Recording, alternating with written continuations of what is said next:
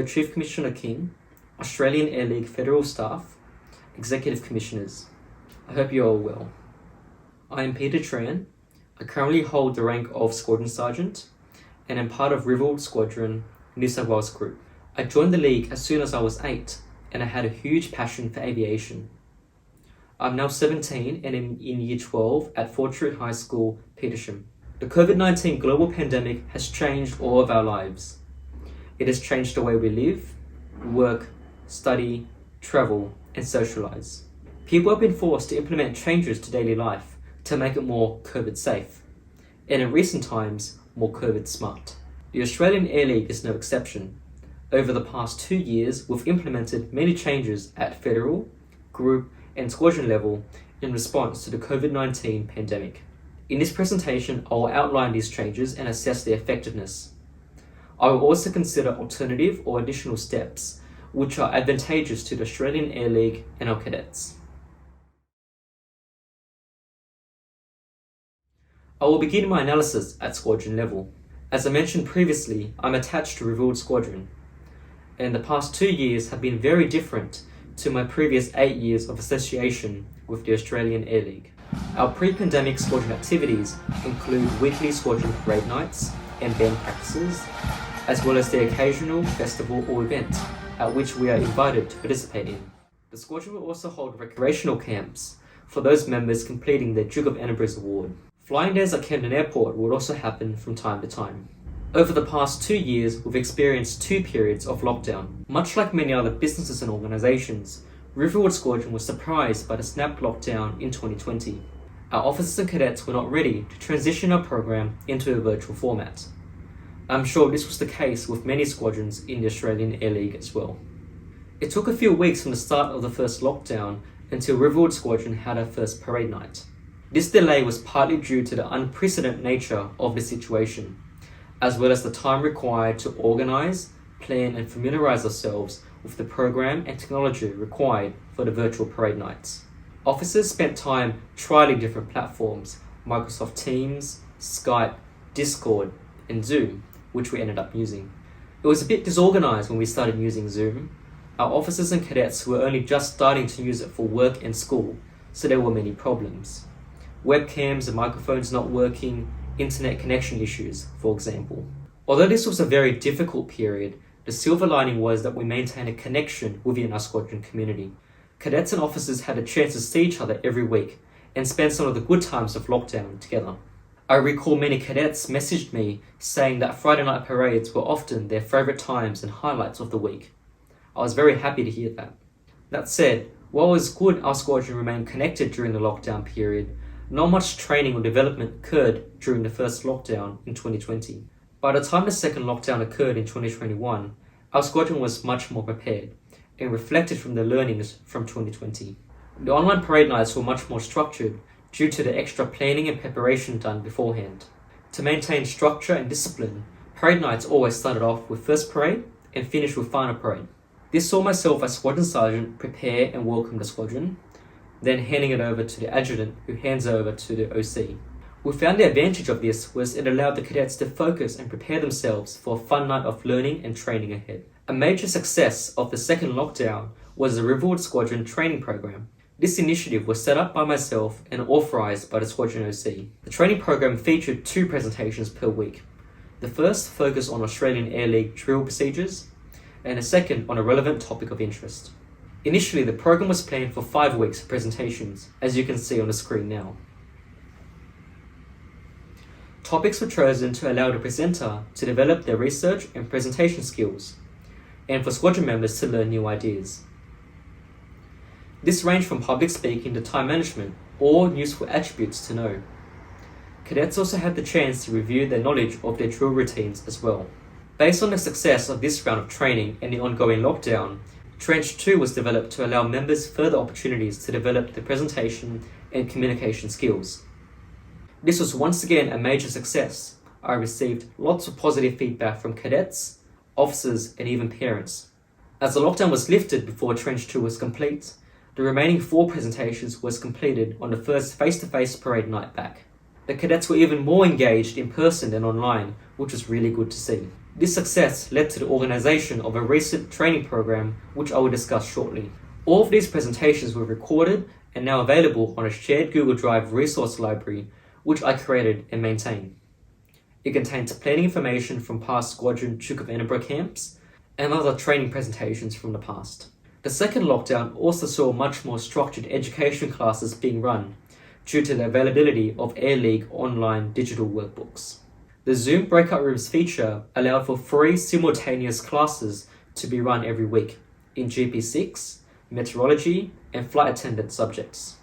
When it came time for cadets to complete their exams, they had to print out the exam pack they received via email from the Squadron OC. They then had to scan and email back the answers to the Squadron OC. One change which I think will be very advantageous for our members is for exams to be available as an online form. The benefits are that cadets can quickly and easily complete their exams under supervision without requiring access to a printer. The benefits to the Air League is that exams can be marked automatically and an exam timer can be set. Another benefit of exams is that members will not have access to the questions after they submit. This protects the integrity of the testing system. One consideration before implementing this change is to consider whether squadrons can still run this online exam when they are back face-to-face, due to the requirement for internet access. At the end of the parade night, there would often be a game on Kahoot or Gartic Phone. Kahoot is a game-based learning platform where cadets would be tested on their general knowledge or recall of content taught during training presentations via multiple choice questions. This was a good tool as cadets are competing against each other to answer questions correctly in the shortest time possible. Gartic Phone is an online game that mixes Pictionary with the telephone game, where you whisper into the next person's ear and go all the way around the group and compare the original phrase to what was whispered. Gartic Phone is the visual version of that, where cadets draw what they see and guess what they saw. While these games are useful in maintaining interest during the lockdown period, they are not so practical when we return back to face-to-face activities. To me, this is an indication that we should be implementing more strategies and games into our usual Friday night activities to maintain the interest and participation of our cadets. Perhaps there should be a federal or group instruction to squadrons to implement short and simple games to bolster and maintain interest in the cadet body. These can be as simple as the short team building exercises often seen in the corporate world. One more change which occurred in our squadron was that we invited external guest speakers to talk about their careers and experiences, many of whom were ex-Air League members. This was inspired by a program organised by Commissioner Grinter in 2020, where cadets had an opportunity to have a Q&A session with RAF fighter pilots. Some of our guest speakers included a Royal Australian Navy captain, commercial pilots, a police radio operator, and an amateur radio enthusiast. This initiative created lots of interest from our cadets, as they were able to reflect on their own interests and future ambitions. In addition to the weekly Zoom parade nights, Riverwood Squadron also hosted Saturday band practice sessions during the lockdown period. This provided a special opportunity to teach and revise fundamental music theory to our members. During regular face-to-face band practices, the focus is often on performing drill maneuvers or playing the set routine, without much thought into the theory behind the music that we are playing. Moving forward, there should be more time focused towards the theory component. This is advantageous to our cadets as they will have a greater appreciation for the music which they play, and will also assist them in school as they study music. As I mentioned earlier, a few weeks ago I organised and planned a senior squadron first aid and leadership course.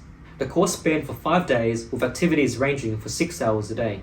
The first 2 days was led by one of our squadron officers, who is an intensive care paramedic, and covered the information of a Provide First Aid course. The remaining 3 days consisted of presentations relating to the key leadership skills, such as conflict management, effective communication, and mentoring. The outcome of this program was that our senior NCOs were able to develop their personal leadership skills, which will be beneficial to our younger members and squadron cadets. Overall at squadron level, we were able to learn from our experience in 2020 and were able to host a successful program during the 2021 lockdown that enabled our members to maintain interest in the league whilst developing their own skills and abilities. I will now review New South Wales Group's response to the COVID-19 pandemic. The group's response is accessible from the Australian Air League New South Wales Group website. Squadrons have been allocated face-to-face phases by the Group Executive Commissioner to give squadron-specific instructions based on public health orders. The 4 phases are similar to a traffic light system, from most to least severe restrictions. They are lockdown, restrict, minimize, and prepare. This change was effective in ensuring group was able to maintain control of squadron activities by nominating very specific safety measures. However, this introduced a lag time between official New South Wales health easing restrictions to when squadrons were given more freedom.